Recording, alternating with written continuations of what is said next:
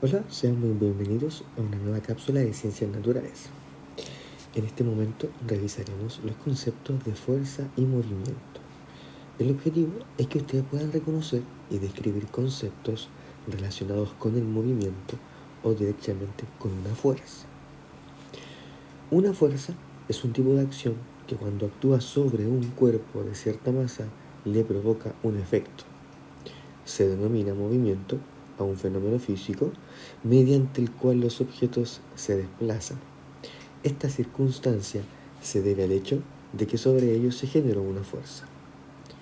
El efecto de la aplicación de una fuerza sobre un objeto puede tener como resultado dos efectos: la modificación del estado de movimiento en que se encuentra el objeto que la recibe y la modificación de su aspecto físico.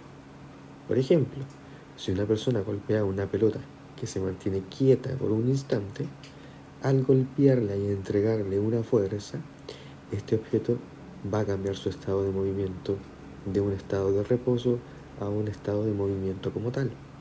Y si el golpe es con la fuerza suficiente, es muy probable que durante el trayecto de su desplazamiento la pelota vaya modificando un poquito su aspecto.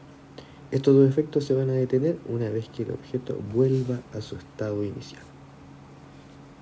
Una fuerza es una interacción entre dos objetos.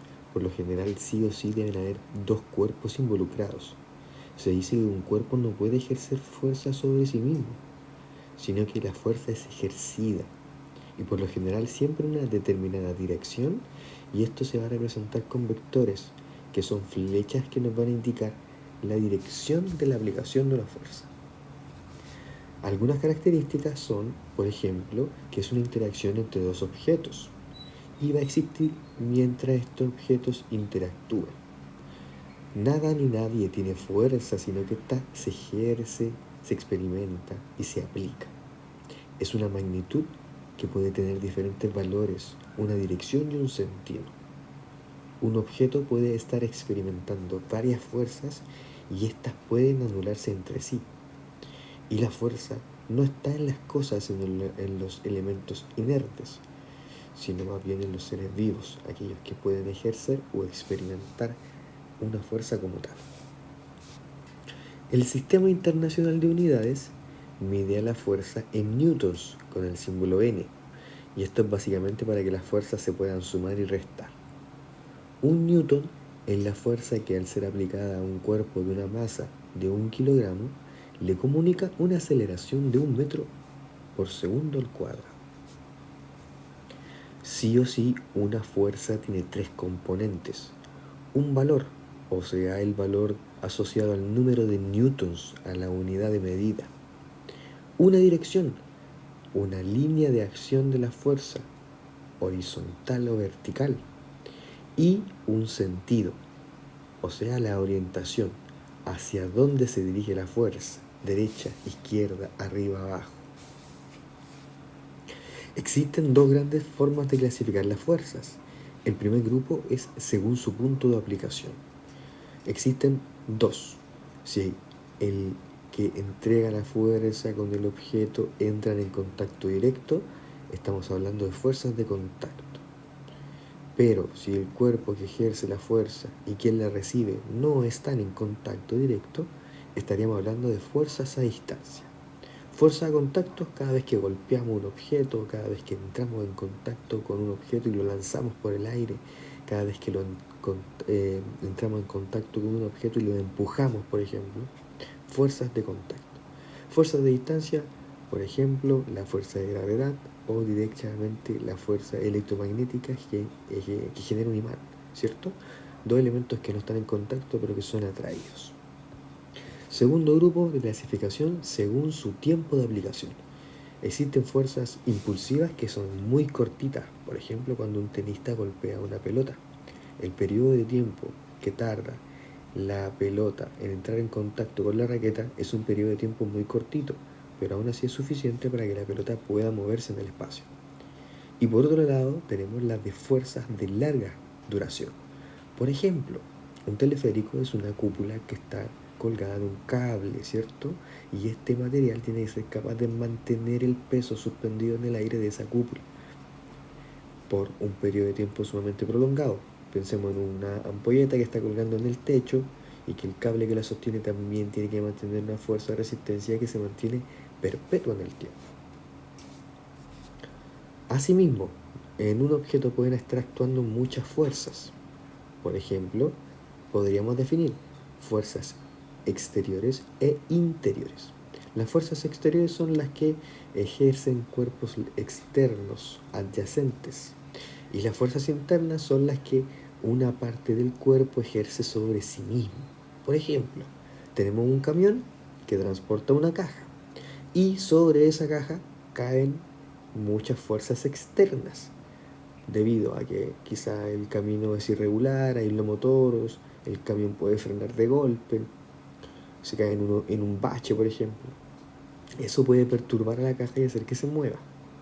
Pero por otro lado, el mismo peso que tiene esa caja van a ser las fuerzas interiores que van a mantener ese objeto quieto, sin moverse en la parte posterior del camión.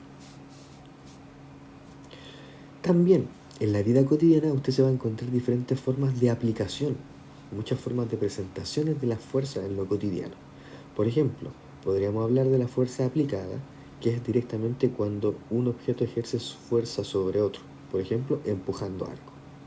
La fuerza normal hace referencia al peso del objeto. Todo objeto tiene un peso determinado y ese peso lo empuja perpendicularmente hacia la superficie.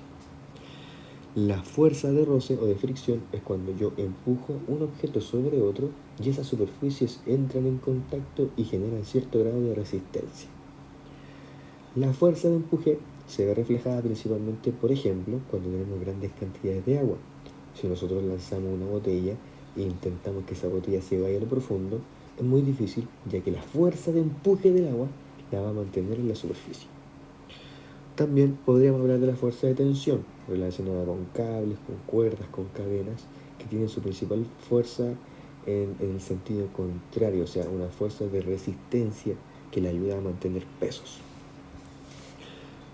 Debemos hablar sí o sí de la fuerza de gravedad, que es la fuerza que ejerce la masa del planeta sobre todos los objetos y que los mantiene dentro de su campo gravitacional. O sea, la fuerza gravitatoria te va a permitir que mantengas los pies siempre en el suelo y no estés flotando. Y la resistencia del aire es la fuerza que actúa principalmente y que está relacionada con los elementos que están en contacto con grandes fuerzas de viento o de aire. El fuselaje de un avión, el material del cual está construido, por ejemplo, un paracaídas, un parapente. Materiales que están en contacto con la resistencia del aire y que tienen que ser capaces de resistir y no romperse. Por lo tanto, el movimiento se denomina así a un fenómeno físico mediante el cual los objetos se van a desplazar. O sea, se van a mover, van a cambiar su posición en un espacio determinado. Y ese movimiento por lo general se va a producir porque sobre ese objeto se produjo o se ejerció una fuerza. Esa fuerza fue un elemento que ayudó a que un objeto se desplazara, que se cambiara de posición en un determinado entorno. Y eso se denomina movimiento como tal.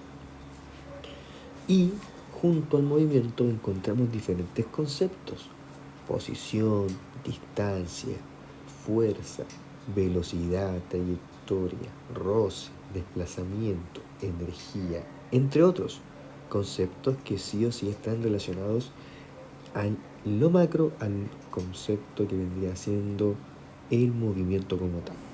Para generar movimiento se debe ejercer una fuerza a una velocidad determinada, con una trayectoria, con una determinada línea a mover, generando roce por el contacto de diferentes superficies, en busca de un desplazamiento y sí o sí gastando o generando energía.